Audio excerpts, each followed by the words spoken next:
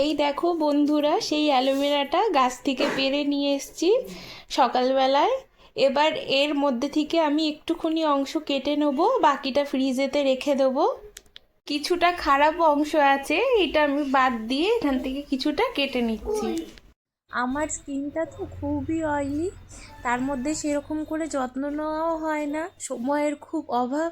তাই আজকে আমি একটু ভাবলাম আমি একটু যত্ন নিই অ্যালোভেরা মেখে। আমি শুধুমাত্র ফেসেতে লাগাবো বলে একটুখানি অ্যালোভেরা কেটে নিয়েছি।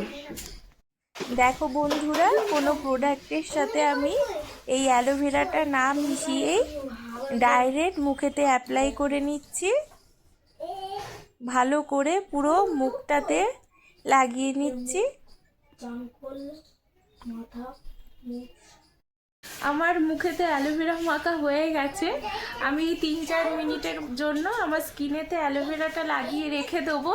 তারপরে মুখটা একটু পরিষ্কার জল দিয়ে ধুয়ে নেবো।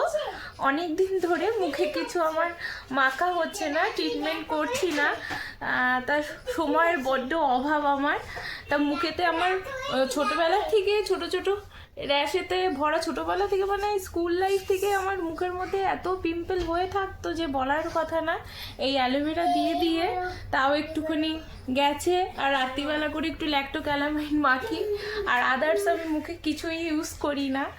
তা আজকে ভাবলাম এই অ্যালোভেরা মেখেছি, তোমাদের সঙ্গে ছোট্ট একটু ভিডিও শেয়ার করি। চলো মুখটা ধুয়ে তোমাদেরকে দেখাচ্ছি আমার স্কিনটা। আজকের মতো আমার স্কিন কেয়ার করা কমপ্লিট। দেখো মুখটা ধুয়ে এসেছি পরিষ্কার জল দিয়ে। কেমন লাগছে আমাকে কমেন্ট করে জানিও। আর যদি তোমাদের ভালো লেগে থাকে এই ভিডিওটা, তাহলে অবশ্যই একটা লাইক করে দিও। আর আমার চ্যানেলটাকে অবশ্যই ফলো করে দিও। তোমরা সবাই আমার পাশে থেকো, তোমরা সবাই ভালো থেকো, সুস্থ থেকো। আবার নেক্সট ভিডিও নিয়ে তোমাদের সঙ্গে দেখা হবে। টাটা।